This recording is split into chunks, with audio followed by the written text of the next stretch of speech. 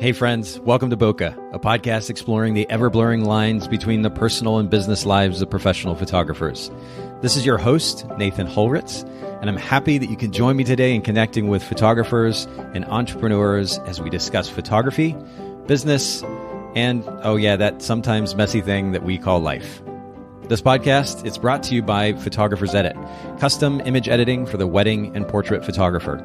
Just visit photographersedit.com. All right, Bokeh Podcast listeners, we are back for yet another episode, and I am joined by a new friend of mine, Jenna Joseph. Jenna, thank you so much for making time for the podcast and for having some interesting conversation today. Thank you so much for having me. I'm really honored, and I love the podcast. I love listening. So it's really exciting to be here with you today. Well, it's fun to have you on for multiple reasons. First of all, I get to know another photographer a little bit better, and we're going to get to do that. I say we, my listeners and I will get to do that together. So we're going to do that here in just a second, but then we're going to also dig into a topic, which is something very much relevant to a theme here at the Bokeh Podcast, which is about how to create time for ourselves as business owners. But we're going to go beyond just that today. We're going to talk about how doing just that can also enable us to serve our clients more effectively. Best of both worlds, really. So we'll get to that. It's a pretty deep topic. We'll get to that here in just a second. But let me just start off first. And I'm trying to do a better job of this as of the last few episodes by just introducing who you are, where you're from. So whereabouts are you based, and what type of photography does your business offer? Yeah, I specialize in wedding and engagement photography, and I'm based in the Temecula wine country, which is in Southern California. I also shoot weddings throughout SoCal and often San Diego, sometimes internationally, but love my wine country. It's awesome out here. Oh my word. Do you ever realize, you probably have photographers that will comment on this on Facebook groups or whatever the case, but do you ever realize just how lucky you are to be in that environment and that weather, to have sun all the time? Is that something that has sunk in yet? Oh my gosh, yes. Without going on a long tangent, I grew up here, and everyone in this town was like, "Oh, we got to get out of Temecula." Everyone moved to Orange County, or I went to San Francisco, and I traveled a lot. I didn't get to travel until I was 18 and out of the house. And after I got older, moved back, found my husband, stayed, and now we're here. I'm like, wow, it is amazing here. And every time we leave and go to some amazing place and come home, I'm like, oh, I'm back home. I just love it. So I'm really grateful.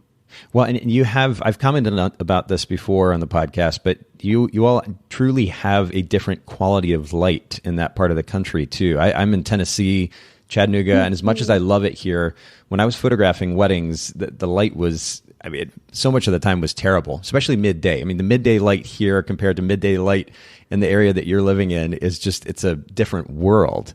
And you can leverage that in so many beautiful ways. And by the way, for those of you listening in, if you want to see some examples of Jenna's work, all you have to do is just go to Jenna, Jenna photo.com.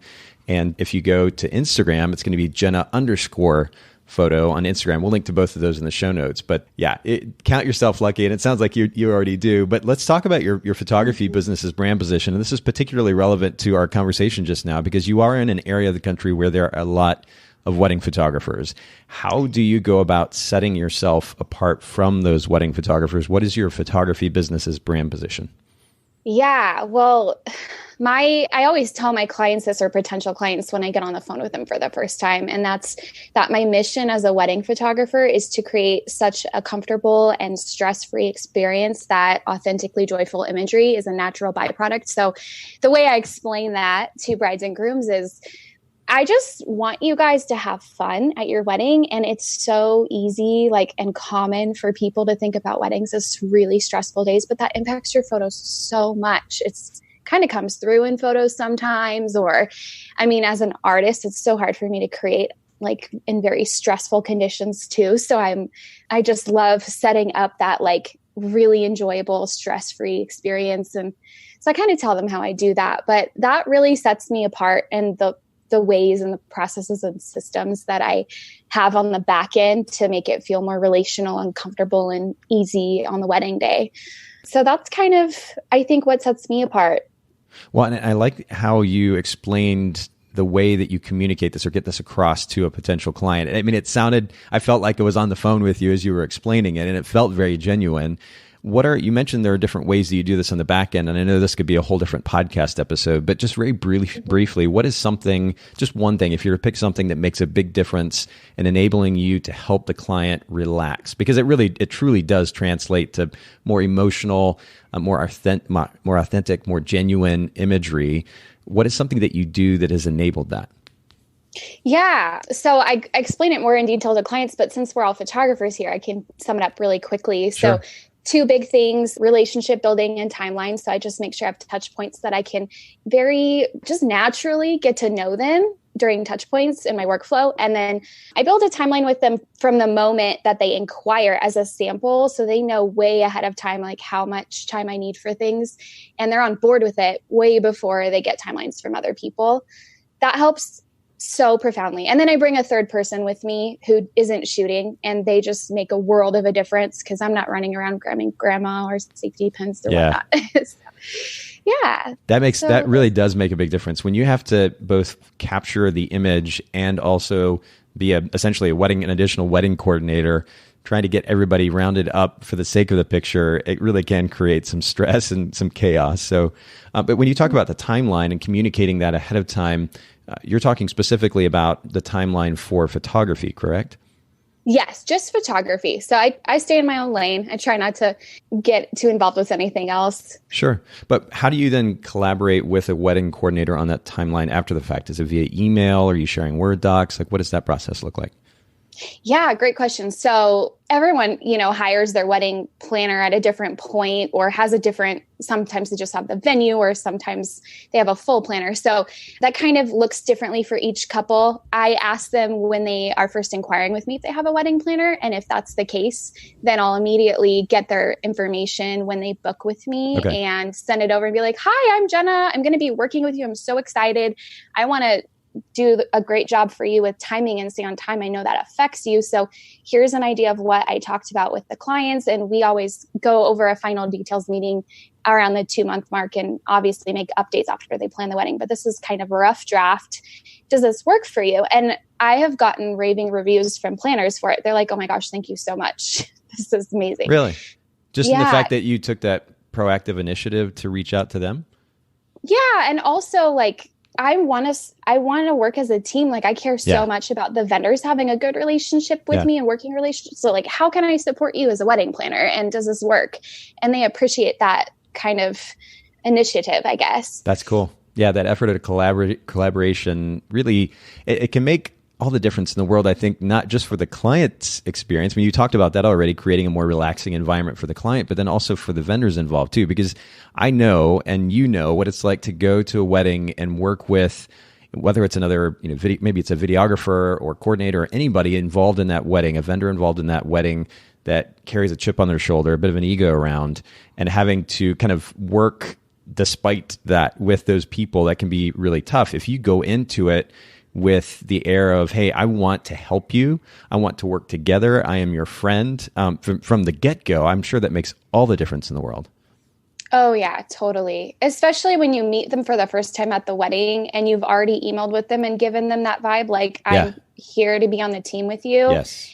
They're so much more kind from the beginning because they already kind of have a feel for we're not against each other. So it's just really cool. I love working with other people like that too. It makes all the difference when people are nice to me and they want to work with me. I'm like, oh my gosh, this is great. Now we can all do a better job for the bride and groom. Yeah. And that's the goal. Well, it's so true. Yeah. Pro tip, be kind. I mean, believe it or not, as basic as it might seem, it makes all the difference in the world, not only with our clients, but of course also with the wedding vendors. How many years have you been in business so far, Jenna? Yeah, I started shooting weddings as an assistant in 2006. So I think what is that coming up on 13 years? Yeah. But I launched my business in 2009 and then went legit in 2012. So it's kind of a weird question, Well, but you've been shooting for a while and you've been in business for a while too, which is really cool. What is one of the most important lessons that you've learned so far And I usually like to kind of add in here, if you only had 15 seconds, like if you had a quick elevator ride or you just happened to see somebody in the hallway at a conference and you had to tell them something that you've learned, the most important piece of advice, what would that be? Yeah. Huge piece of advice. Find a mentor, invest in community, and constantly pour your time and finances into education. If I had done that sooner, I wouldn't have legit launched in 2012. It would have gone so much faster. It took me 6 years to realize that I had a lot to learn and I needed people around me to help.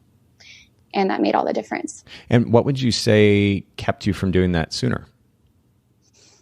I was really young. I started when I was 17. Okay. And, just finding myself, and then also pride. I thought, because I was getting all these compliments like, oh, you're such a great photographer.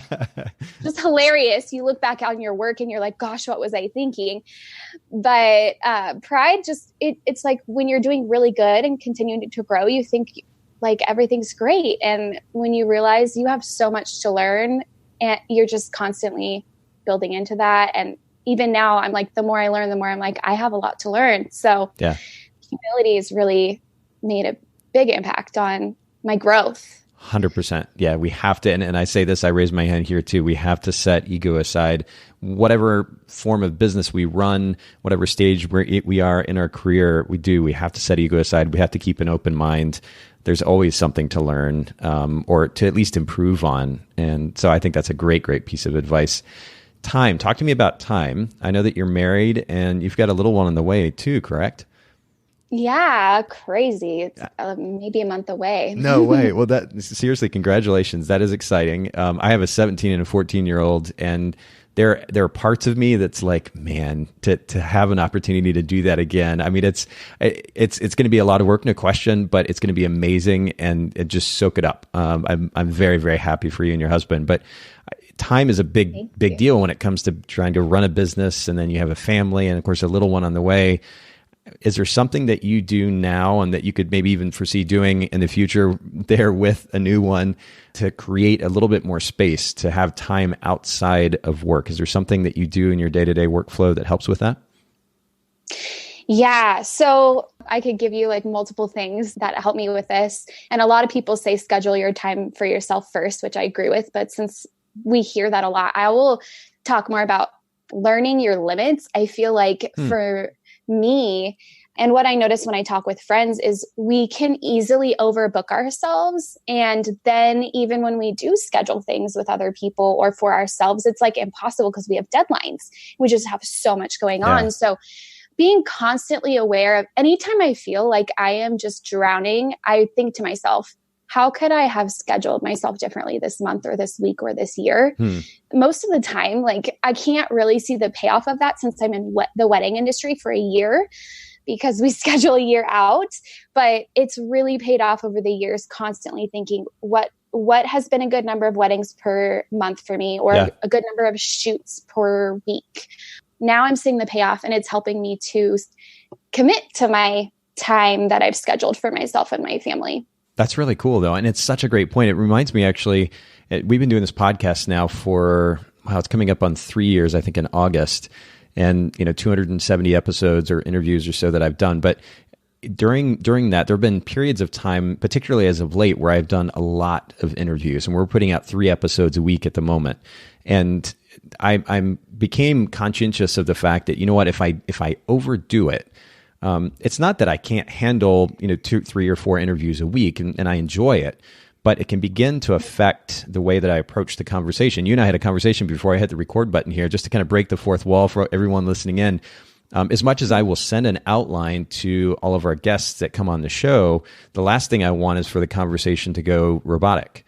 And I very purposefully have maintained certain questions that I repeat to almost all of our guests. And what I found is when I do too much, or I do too many interviews, too many times in a row, too many days in a row, and this type of thing, it can actually begin to affect the way that I approach the conversation, and it almost starts to become robotic. And I'm like, I don't want it to happen. I don't want that to happen. I want this to be a genuine conversation, excited to get to know our guests and to connect with them, and ultimately to be able to share information with our listeners. And I don't want to affect the vibe of the podcast, for lack of a better word. So I understand what you're talking about in that context. And certainly, I mean, I shot as many as 30 or 40 weddings a year. That can really eat you alive too, if you're not managing your workflow effectively. So I like this idea of knowing your limits and creating a cutoff, understanding that you can give your best not only in work, but also to those who are important to you in your life, family, friends, or otherwise, is if you create those limits and maintain those limits consistently. This is really great. Is this something that you collaborated with your husband on, or was it something ultimately that you were able to kind of figure out for yourself? My husband, he's an island man. He's pretty hands off and like, I trust you kind of a guy. That's cool. So I have to learn the hard way with just in marriage, like noticing as things build, like, we're kind of like drifting apart, or we need more time together. Yeah. And I kind of have to just constantly be checking myself, like self-regulating, I guess. But, you just are, if you're constantly asking yourself when you're not feeling great about something, or if something goes wrong, like, how could I have changed something in the past to make this different? Yeah. I think that's how we learn. And if we implement those things, I think, it takes time to see results, but it's worth it in the end, I think. Well, you mentioned some things there that caught my attention. Number one, it seems like you both have a sense of independence within the marriage, which is a really cool thing and a topic in and of itself, probably for a whole different podcast on relationships. But in addition to that, a certain amount of self-awareness too, that you're like, oh, you know what? I'm feeling a little bit of a disconnect. I need to make some adjustments in the way that I'm working in order to address that. And that self-awareness, and that, I think if we, as a culture really, and I've certainly been guilty of it, we have a tendency these days in an effort to acknowledge our feelings and other people's feelings, we tend to spend a lot of time looking inward. I think that we can take that too far, and it gets in the way of just being productive and living life and serving others, taking care of others. But at the same time, being self-aware, at least to a point, is really important. That takes a little bit of looking inward and assessing the way that life is going, the way that our business is going, whether that's once a week or once a month or whatever it might be, so that we can give our best, again, not only to our business, but also to the important people in our life. And I love that you do that. So props to you for that. Yeah, thank you so much. I have to say, I heard I got to sit and listen to you speak on workflow and systems and time management at the RTS Rising Tide Society event. Wow. It really impacted, my husband was there too, and it really impacted us both. And I think that's something that you're so good at. And I hear it come out in everything that you do on the podcast and whatnot. So it's funny how being aware of ourselves and like our needs can help us to serve other people better, because we aren't constantly like at an empty cup, I guess. Yeah, it's so true. That's really beautifully put. And how cool that we get to reconnect now on the podcast. That's really great. Yeah. Well, talk to us a little bit about a self-help book or a business book, maybe that you've read or listened to. And I've kind of begun to open this up because I've had a couple of responses lately. People are like, you know what? I don't actually read. So maybe it's a podcast, or you mentioned mentors earlier. What has been one of the most impactful sources of information, shall we put it broadly, that has most impacted you? Oh, yeah. Well, as far as books go, since you brought that up first, I feel like a culmination of books have impacted me. But if I had to pick one, How to Win Friends and Influence People. Yes. Have you read that one? Absolutely. Yeah, it's wonderful. I feel like it's just really helped me to interact with people better. And I mean, there's such great advice in there. I think the title can sound kind of manipulating, and it's like the very opposite of his heart in the book. It's just like, for example, one of the chapters is talking about like, don't give just pity compliments to people just to be nice. If you're going to say something nice to someone, genuinely tell them, like, instead of saying to a girl, like, you're so pretty, say, gosh, that dress is beautiful. I love the cut of that dress on you. I mean, this is such a girly conversation, but specificity though, you have such a great point, and so does he. Ultimately, if you just say, "Hey, how you doing?" to somebody, and make a general kind of a cliche question, or you make a compliment, "You look so great," it has much less impact, particularly these days when we all just throw out the kind of expected phrases when we greet someone or interact with them or see them at WPPI or whatever it is, versus being really, really specific. And it's amazing how people will light up. I worked in the optics industry for years, actually, before I ended up focusing exclusively on photography. And so I have this awareness of people's glasses. And when I make a comment on people's glasses, if I'm at a photography conference or something like that, it's so great how they kind of light up and they're surprised. They're not used to being complimented that way. But that kind of specificity is a beautiful thing. And that's got to open up so much conversation too, because they're probably like, how do you know about glasses? And then you get to talk about your background. And that's really cool. And for those of you who are listening in, I know that we've talked about this book before on multiple occasions. In fact, I think the last 3 interviews or so, it's come up a couple of times as well. If you've not read this book, you've got to get a copy of it. We'll make sure to link to it in the show notes. It's what's interesting too about the book is that it was written something like 100 years ago, maybe even more. And yet these principles are still applicable.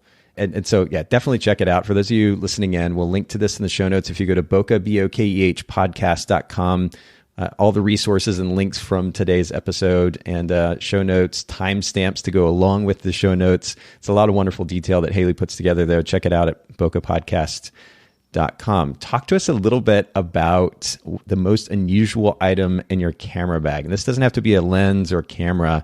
What comes to mind when you think of that? Yeah, well, when you say unusual, I think probably the most unusual thing I have in my camera bag are boutonniere pins. And it really does help me to be a better photographer. I have like an emergency kit and probably a lot of things that other photographers have in there.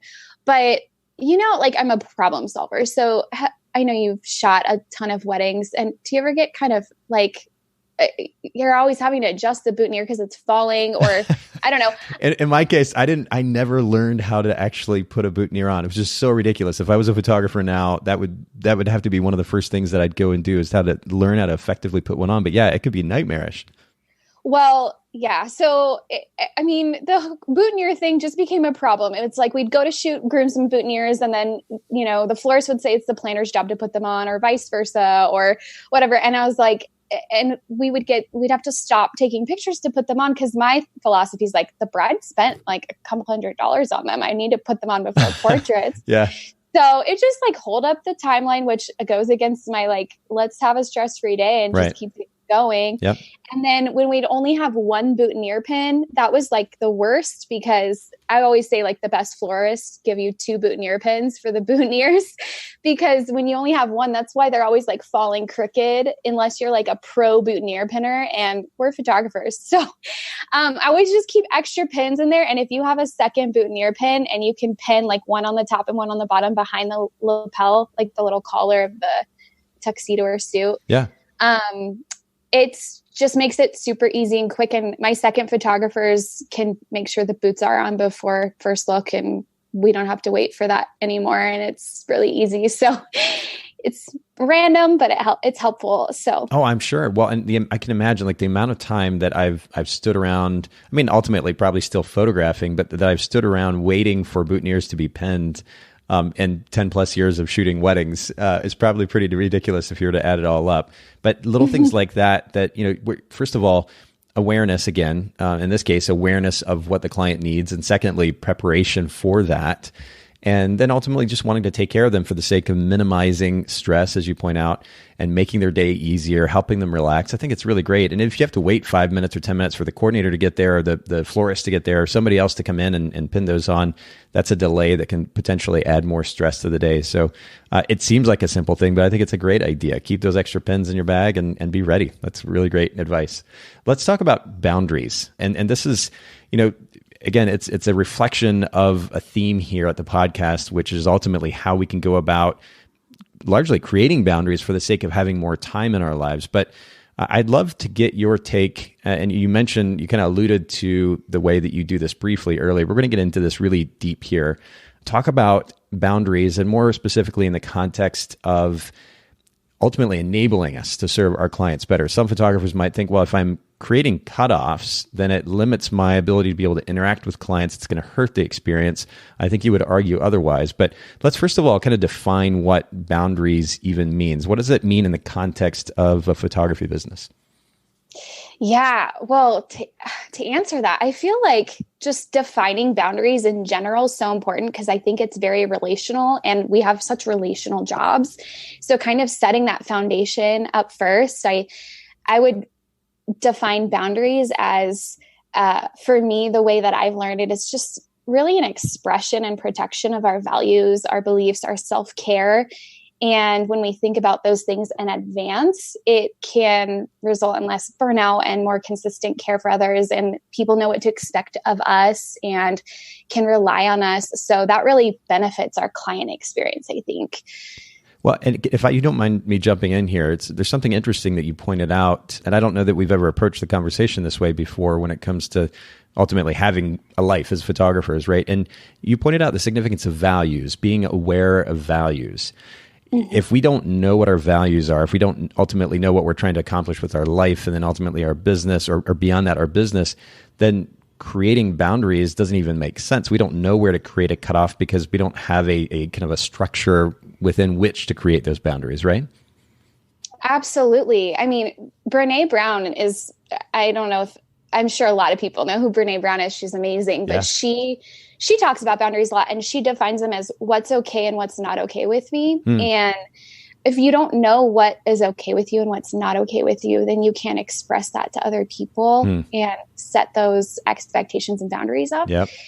And it's a constant learning process. Sometimes we don't realize what's not okay with us or what is okay with us until something happens and we're like, why do I feel this way? And you kind of have to process it and realize, okay, I need to set like boundaries in my life because this isn't healthy for me. And I didn't know it prior to this experience. So I guess ultimately being clear, I mean, I like the angle here, which is what am I okay with? What am I not okay with? And of course, this is a reflection of what matters to us most, right? And I know I've brought this up a number of times before in the podcast. I'm a huge fan of Tony Robbins, largely because of the way that he simplified the teaching of certain psychological principles that enable us to be more effective in life. And one of the things, the ideas that he talks about is the significance of values. And values go so deep that they really ultimately have kind of an emotional impact on us, right? When we talk about something that actually matters to us, there is an emotional response internally. We get happy or we're sad or we get angry because this thing matters so much to us in one form or another. So we're talking about something that ultimately is a reflection of our values. And those values should drive the way that we set goals for our personal life. And then those goals should then ultimately drive the business model that we create and ultimately the way that we then spend our time. So I love the way that you set this up. And when we talk about boundaries, it can be very subjective. I think you were even kind of alluding to that earlier, but ultimately what we're talking about is a structure which is driven by that which matters most to us, that which we are okay with or not okay with, a reflection of our values. And it's good to understand that going into the conversation. So if you don't mind just sharing briefly, Jenna, what I guess just a few ways that you go about creating boundaries in your life so that you can have a life, if you will. Yeah, I love the way that you define that. That was like very well worded. As far as like how I create boundaries in my life, just examples of that. I think going back, I think I should preface it with like maybe one of my values, like you were talking about. One of my really big values is family time. And so Sunday's of like a very sacred day with my family and my husband. And so I set up certain things to protect that time with him and my relationship with him. So for example, I have office hours and I clearly communicate that in my email signature. But at the same time, people know they're going to hear back from me quickly within my office hours. So I can serve them better. I think maybe if I can like give another example on a tangent a little bit. Yeah, please. As far as reliability goes, I once heard somebody say this example and I can't remember who it was. Shout out to my friend Joanna, who I've learned so much about how to label my boundaries with, and her and I nerd out on Brene Brown all the time and it's really helped me, but it might have been from her. And boundaries can often sound like this bad thing where it's like a no, or like a separation in a relationship. Yeah. But somebody once said, it's like a white picket fence around like a beautiful house. And if you think about like a kid playing in a yard and they have a white picket fence around their house, that white picket fence generally keeps out the bad and keeps in the good. And if a kid has a white picket fence to go run around and play in the yard, they're going to feel more free to play and feel safe and secure within that. Yeah. And so in regards to kind of that analogy, I feel like my clients, when they know what that fence is, they can feel comfortable and secure to reach out to me, and they know when they're going to hear back from me. And as far as office hours go and how to get a hold of me, I often, even though I have these boundaries and like office hours and I have this professional structure going, I often hear from my clients at the end of our working relationship, like, I feel like you were there for me, like so much more than some of the other people that I was working with. Wow. And so boundaries can really help you to create that experience for your clients. So going back to like the ways that I do that, like office hours, streamlining my communication, I really try to keep everything in emails, just because I know for sure I'm not going to have a client's text message slip through the cracks, and I'm terrible at texting. Like my friends never hear back from me. Oh, really? Is it just something that this is interesting to me, because I know that some people that's just kind of how they feel, maybe on purpose or just by default when it comes to text messaging. But is it something that's just annoying to you, like to have multiple streams of communication? You prefer to go to one place? What is it about texting? I think that it's just knowing my flaws. I can be really forgetful, so my systems help me to not forget the important things. Yeah. Emails I can mark unread, texts I can't. So, and also like, you know how the struggle between being present in people's lives and like when you're out to lunch, not being on your phone constantly is like something a lot of people try to do, I think. Yeah.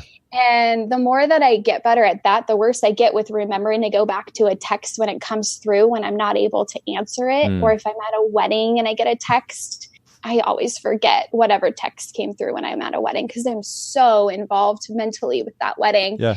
So that's been hard for me. I have figured out a loophole for that. Really? Yeah, I do have clients every now and then who just hate emailing, and that's totally fine. And I didn't want to feel like I was I was hard to get a hold of for them or create like stress in their life either. Sure. Google Voice has allowed me to set up a business line. And every time, if there's a client who really prefers text, I can have one place where client texts come through and client phone calls come through, and it sends an alert to my email inbox. So that way I can, if I get their text on a wedding day, the next day I can see it in my inbox and remember, because I keep my inbox tab clear. So that's been like my loophole too. And it's a great loophole, by the way, for those of you listening. And if you've never tried Google Voice out, I mean, I'm on an iPhone. I actually, not very long ago, I tried a Pixel for a while, and there were a lot of great things about it. But ultimately, the Apple ecosphere is a pretty incredible one. And so I went back to it. But I can kind of have, in some ways, best of both worlds with certain Google apps. And Google Voice has enabled me to have an additional phone number that I mean, if I'm just going up and signing up for a service, for example, I don't want to get all these spam calls. So I use that particular phone number. I'll plug that in. Or if I'm giving a phone number out to somebody, maybe who's just an acquaintance or a business contact or something like that, and I don't want to give out my personal cell phone yet, then I can give them that number as well. And it's going to come to my phone, but I can put just that number on a do not disturb setting. I can, as you were pointing out, Jenna, I can forward that to my email. I can set up the way that number interacts with my personal number, and it doesn't cost a thing. And I've been using it for a while. They started transcribing. They did the actual voice to text before Apple even did it. So it has multiple benefits, but definitely recommend it. And having that separate line is a really great idea. Well, we'll link to Google Voice in the show notes. If you're not familiar with it, at least check it out, because it's a great resource. But Jenny, you talked about starting with office hours, which is a great one. And actually being specific about that, by the way, I'll just also kind of comment on this for a second. When we have calendars, when we put things in our calendars, in my mind, it's a commitment. And a lot of photographers don't treat it that way. But if you're setting up certain office hours, treat it as law. Like when that thing goes in and I'm not talking to you, Jenna, I'm talking about all of our listeners chiming in and listening to you as an example. This idea of office hours is great kind of theoretically, but if you don't actually follow through with it, it doesn't matter. So when you put something in the calendar, including office hours, follow through on it. Make sure that those closest to you understand that when you put that in there, you're committing to it and it's for real and it's going to happen. And it creates a certain amount of accountability too that you have to actually follow through on. So I think that's really important. Streamlining communication, i.e., having one inbox ideally is a really great thing to do. I personally use Gmail because Gmail itself is so quick. I don't have to deal with the lag of dealing of Apple's mail software. And so I have my email addresses all getting forwarded to the majority of them, any of the most significant ones that I forward those to my Gmail account, and I can write from those email addresses, but they're all coming into one place and enables me to be able to engage with that a little bit more efficiently. So I think that's a great idea. What's another thing that you do to create boundaries for yourself? I have family days scheduled. I talked about Sundays, and usually it's just my Sundays, but those family days are like very protected, and it's, they fall on Sundays, and I'm in the wedding industry. So that can be hard for a lot of us photographers, even if you're not in the wedding industry, if you, shooting portraits or what have you, because our clients work Monday through Friday, but that's become a really important day for me. And I don't have to tell people, like, if they're like, oh, are you free on a Sunday?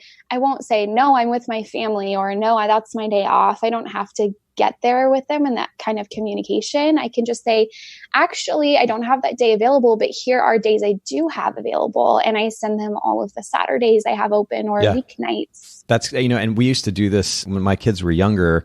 We had something that we called Fun Sunday.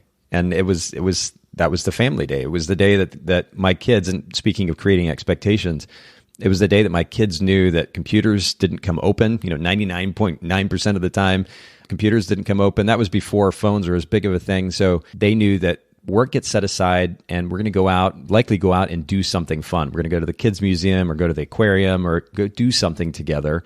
And that was family day. And that, once that expectation was created, it wasn't honestly that difficult to follow through on it. We started with Fun Mondays. We went to Fun Sundays once they got into schools. But that was something that was really neat. It became this tradition for our family. And I think committing to that is a really, really great idea.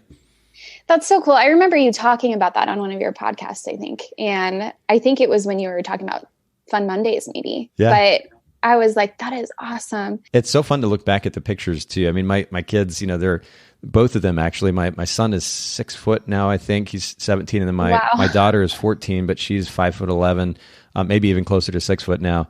And so at the stage when they were kind of little high pitched voices and their bright white blonde hair and just all cute and extra happy, it was a different stage of life, and there are elements of it, as I pointed out earlier, that I really miss for sure. But there's these just really fun pictures of going out together as a family to go.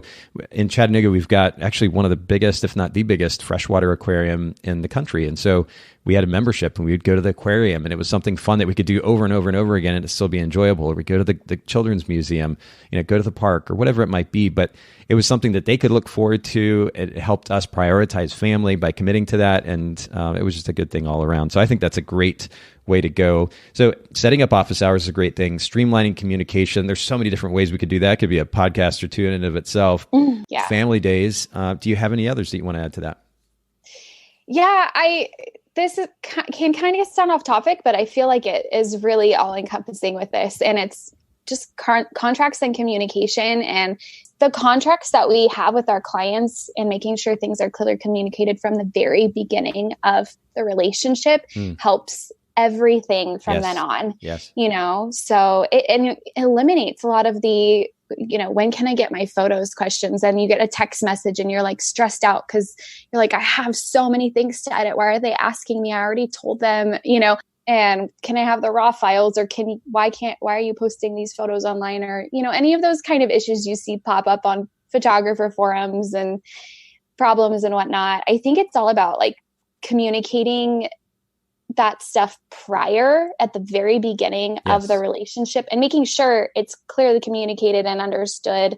So contracts is one of them, but communicating more so through the contract is one way of communicating that and agreeing on it and signing it, but also communicating those things throughout the working relationship. Yep.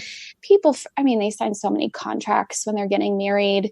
For the industry I'm in, they probably don't remember everything they read in my contract. So every time I send sneak peeks, I remind them like, hey, this is when you're going to get your full gallery. Yeah. And stuff like that. But that helps kind of eliminate those stressful questions, I think.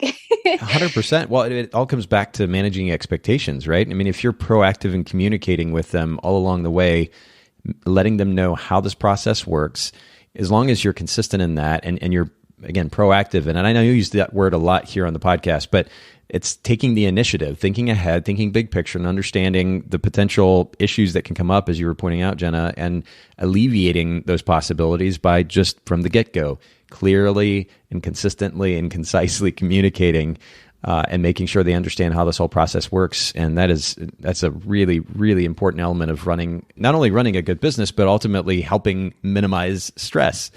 To your earlier point, Jenna. So that's good. I want to read this quote and maybe segue then to my last question to you.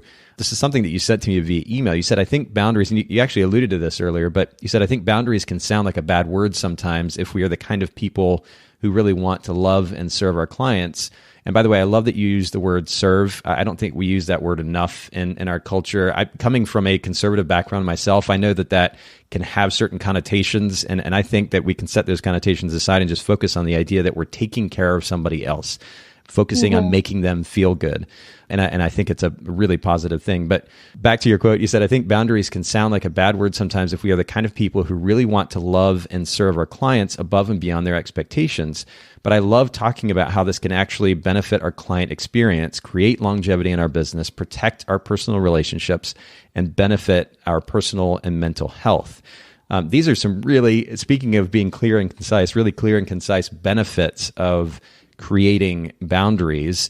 I wonder if you could just kind of break each of those down briefly for our listeners so that they understand the significance of this notion of creating boundaries.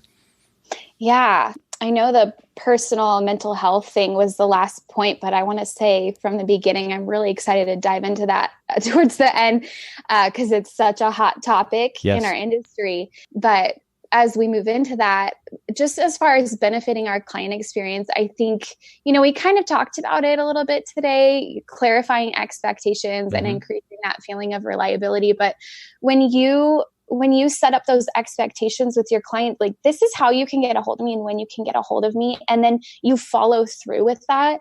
And they just know, like, oh, if I email Jenna on Saturday, she's probably at a wedding, but I know I'm going to hear back from her on Tuesday because that's the day that she comes back from the weekend. And she's so great about doing that. Or if they email me and it's different than that, I'm going to have an out of office responder on there and they're going to be like, oh, she's out of town until Wednesday. Okay, I'll know when to hear from her, or my phone number is there if it's an emergency.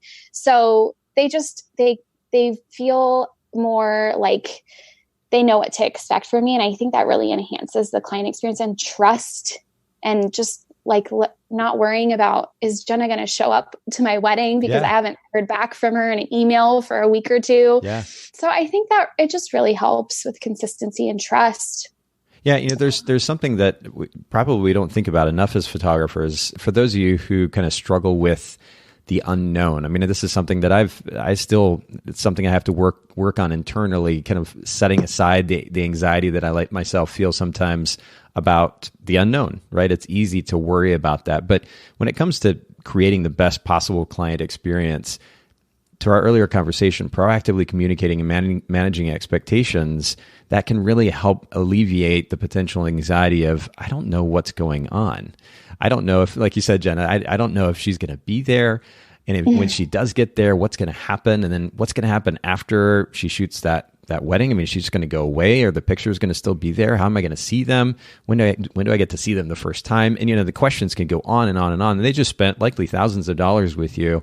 If you're not, for those of you listening, if you're not taking the time to actually manage those expectations clearly and to do so proactively, then it can really, truly affect the client experience. And these days, as a photographer, when there are thousands and ultimately millions of photographers, or shall I say pseudo photographers, or prosumer photographers out there, we have to do something to distinguish ourselves from the masses. And one of the easiest, and some ways challenging, but ultimately the easiest ways to set ourselves apart from those who are just kind of dabbling in photography is to create a distinct client experience. And we can start with really clearly and concisely and proactively managing expectations for our clients. So yeah, I can 100% see how this benefits the client experience for sure. Oh yeah, totally. And just going off of what you said, I think as photographers, we're artists, we're right brain, most of us. I know some of us are left brain like me, but it's really hard because we are free flowing and Yes. flexible and go with the flow. And we want to just we want people to feel like we're going to respond as quickly as possible all the time. But then that could cause burnout, which kind of goes into another benefit of boundaries is creating longevity in our business. And Yeah.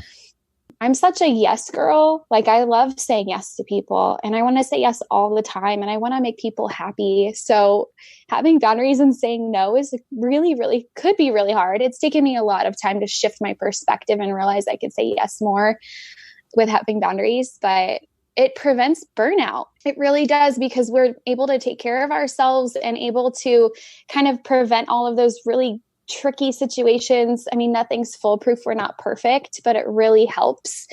And when we have those boundaries in place and we can clearly define what's okay and what's not okay, and when I can be contacted and when I'm not working and stuff like that, then we can take time away from work, maybe for the evening, and come back refreshed in the morning, or take time away from work for one day a week and come back that next day and be like, I'm ready for another week. And we're not working 80 hours, 7 days a week, Right. nonstop until like 2 years later, we're like, I quit. Because that happens, Yeah, it's so true. So, and, it's interesting too. We talk about Gary Vaynerchuk here on the podcast a lot. Do you follow him at all, Jenna? Love Gary. Do you? Yeah.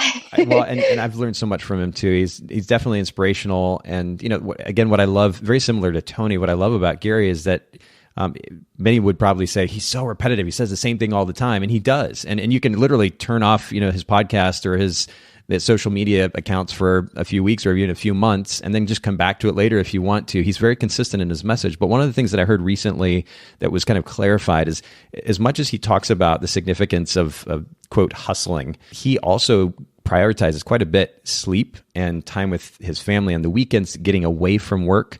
And I think actually now more than ever, despite the fact that his company has grown so big and is, I'm sure, continuing to grow. And so we can't lose sight of the significance of, and he was talking about the significance of, getting something like between 6 and 8 hours of sleep a night. And of course, that's going to vary from person to person what you actually need, but prioritizing rest, prioritizing space, prioritizing doing things that aren't just sitting in front of a computer or running your business, it will help make your business sustainable. And that is huge. The next point you made was the significance of protecting our personal relationships through boundaries. I know that we've commented on this a little bit, but talk to us a little bit about how this relates to your relationship with your husband, whose name is Justin, yes? Yeah. Just going back to no one's perfect at this stuff, and it's a constant learning experience. I think I got to a place, I used to be a workaholic, and I think I got to a place where I had to learn this the hard way. Everything in my life came crashing down on me because all I cared about was work. I cared more than anything about the people in my life, but all that showed was work. Sure. And, as much as we can tell our husband or our family members or whoever it is that's important to us in our life, we're all in different seasons. Maybe that's your best friend or your kids or what have you. We can tell them that they're number one in our life all we want. But if we don't show it and all they see is us constantly working over years, it really can be so damaging to our personal lives. And ultimately our lives can just fall apart as our relationships fall apart. So I learned that the hard way, especially in my marriage. And we had to go through a really hard season, and that's what really drove me to protect those relationships that I have.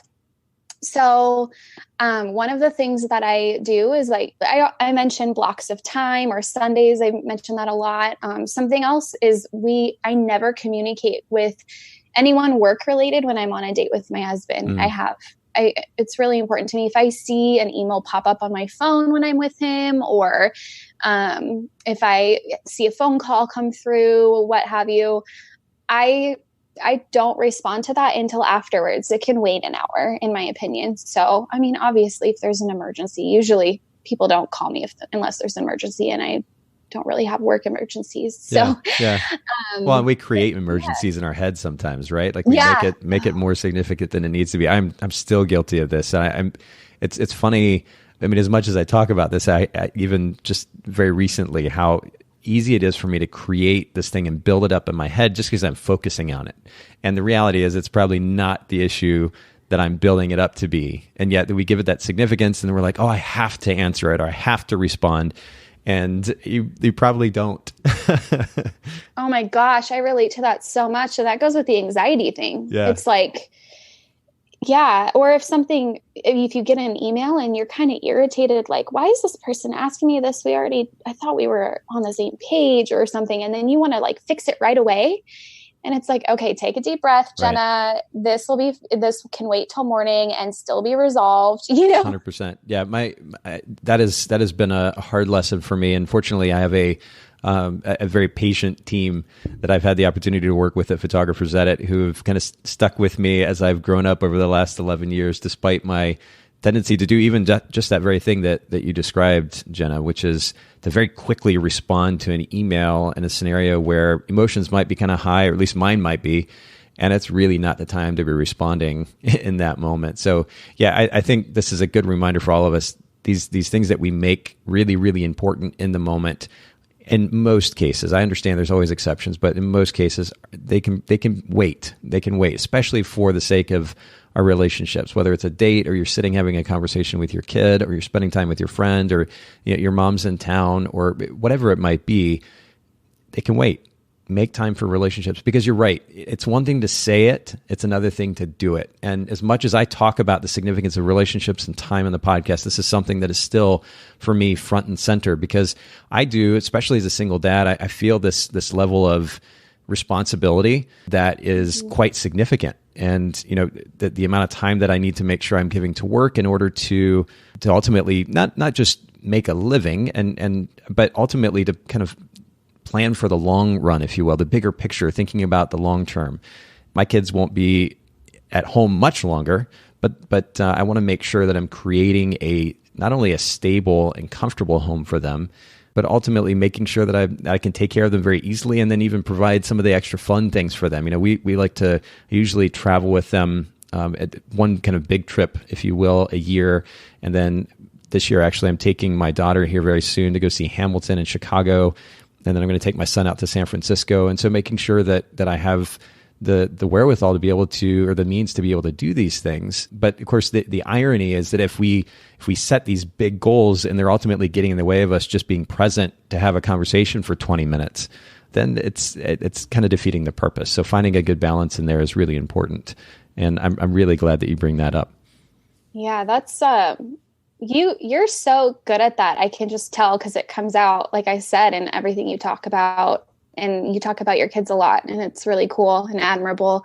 And I think what you were talking about is like a whole conversation, because it's so hard. It's my constant life struggle, is like making goals to enable us to do more things, but not so that it's taking over my life. Yeah. I can't hang out with my family. It's so hard. At the end of the day, I mean, a lot of this comes from personal experience as a kid.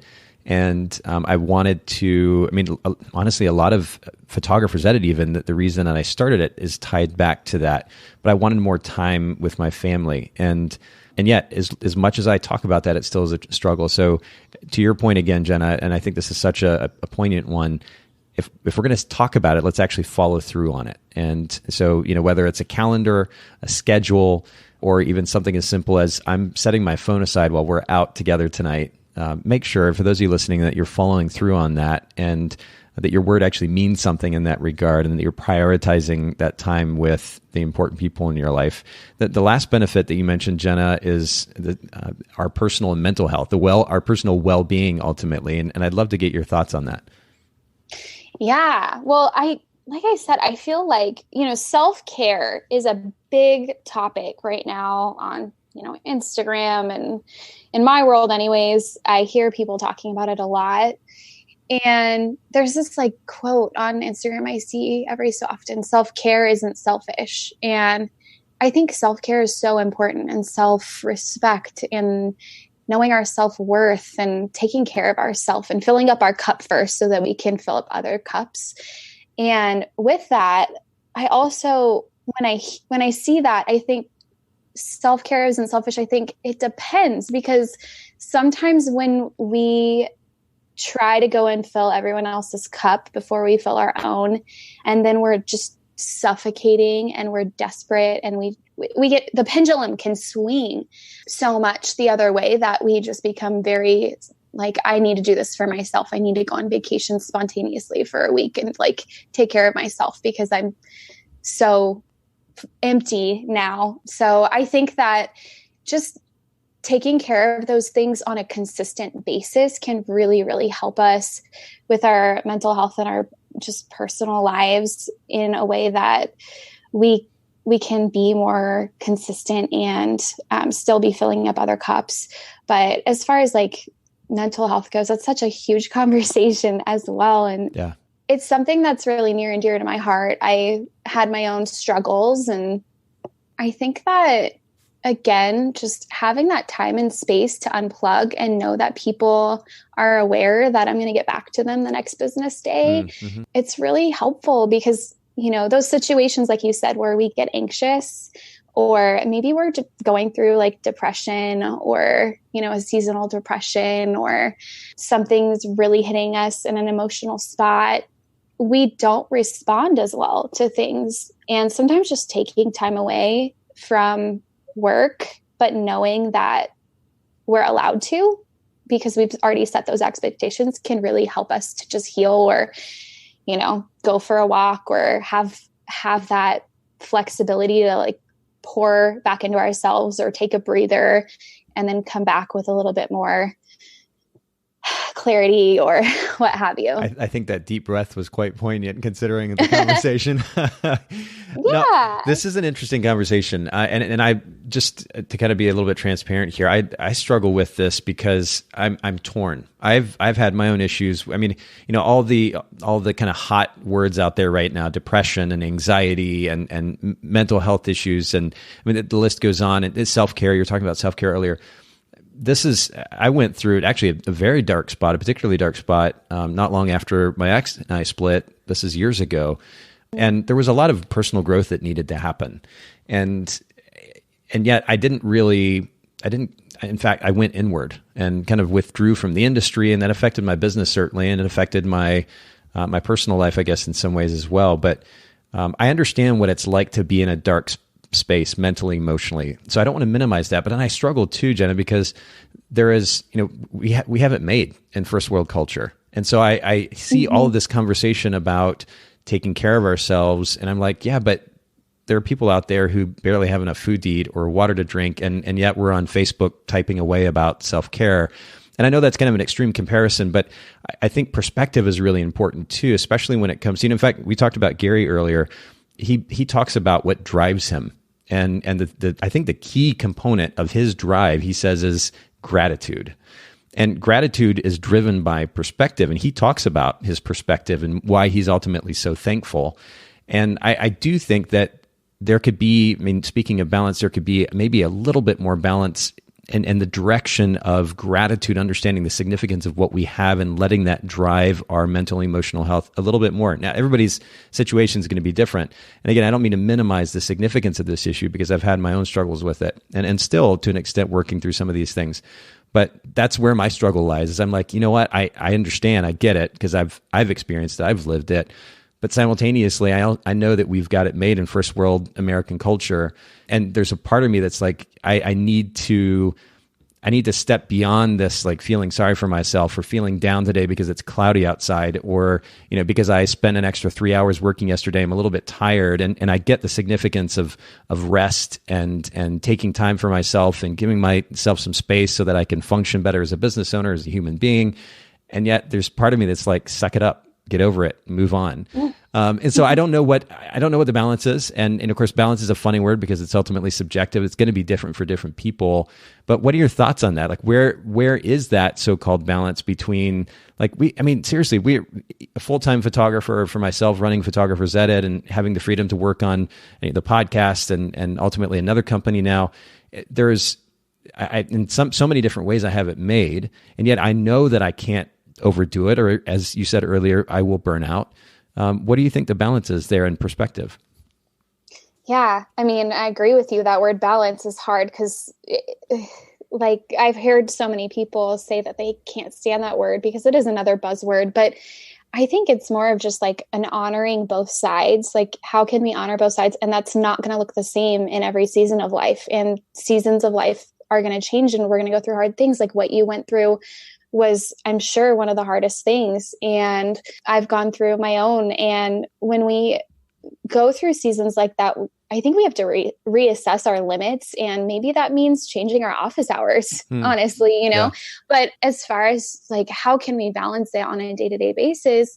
I think that goes back to office hours for me, because setting those expectations of when people can get a hold of me and when they're probably not going to hear back until the next business day. And if that's a Friday, that means Tuesday morning.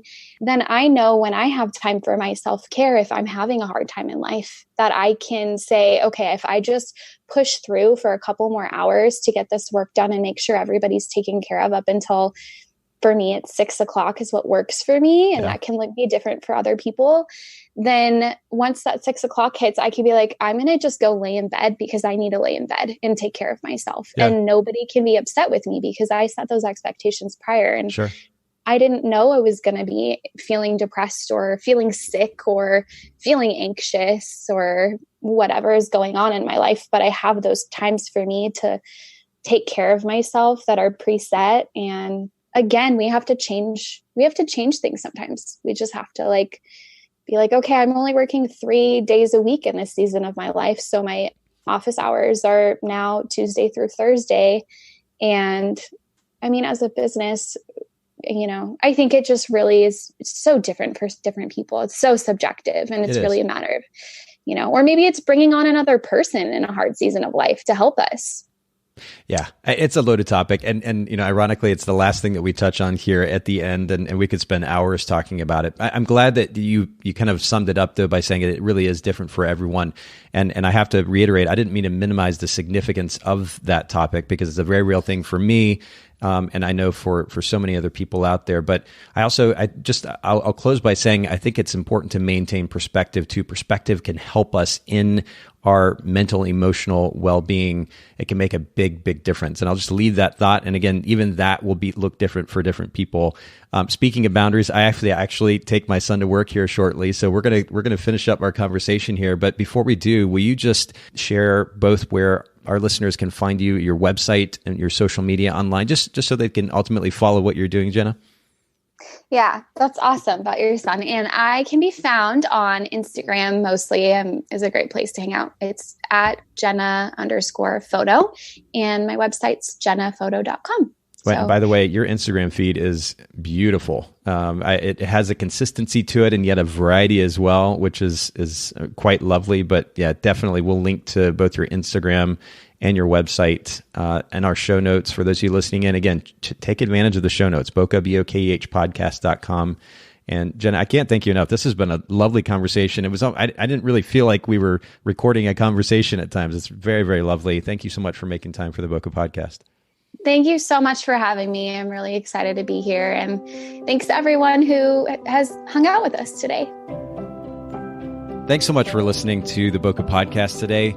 Will you let us know what you think by leaving a review of the podcast in iTunes or maybe in the Apple Podcast app? And I'd love to hear from you personally with your thoughts about the podcast, maybe suggestions about future topics and guests for the show. My direct email is nathan@photographersedit.com. The Bokeh Podcast is brought to you by Photographers Edit, custom image editing for the wedding and portrait photographer. Just visit photographersedit.com.